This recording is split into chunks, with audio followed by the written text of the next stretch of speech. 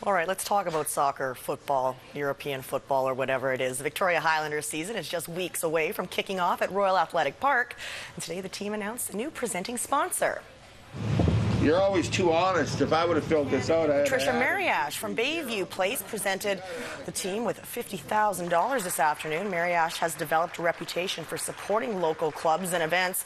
They were the major financial backer of the Symphony of Splash, helping to keep that popular event afloat. Team owner Alex Campbell Jr. recognizes how necessary community partners like Bayview are to the Highlanders' success.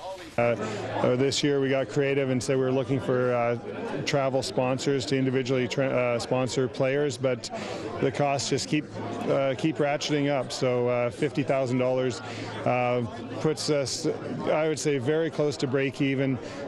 We have some high hopes this year about selling out the stadium a few times, and if we get our numbers there, then things will be in very good shape. The Highlanders will once again make their home at Royal Athletic Park. Their season opener will be Saturday, May 12th against the Vancouver Whitecaps. Victoria's sports hero will also be at the game. Former pro player Simon Keith will be launching his book, Heart for the Game. Simon was a young soccer star in the 80s who was diagnosed with a fatal heart disease. He had a transplant and miraculously went on to have a successful soccer career. 26 years after the surgery, Simon is ready to tell his story. Now's the time. 26 years. It's time to get the message out. He's raised a family, and he's ready to get out there and speak his piece. I think for a long time it was kind of a concern. He's out in the public, and people would see him around, and oh, there's Simon Keith who had the heart transplant. Gee, look at that. He's still walking around, you know.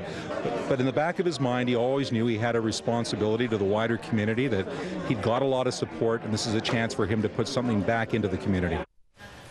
With 94 days left until the curtain raises on the London Olympics, most of our local Olympians have started to taper down in their training schedules.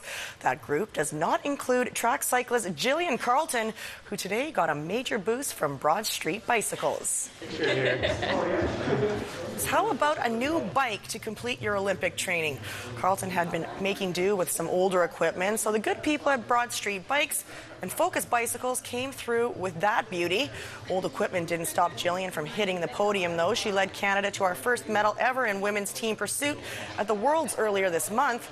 It's impressive enough on its own, but considering what happened to her last November at a World Cup race in Kazakhstan, it's incredible. Yes, I crashed in a race in Kazakhstan and fractured my pelvis. So I was off the bike for 5 weeks. So it's made the training a little difficult, but I'm very motivated to do well.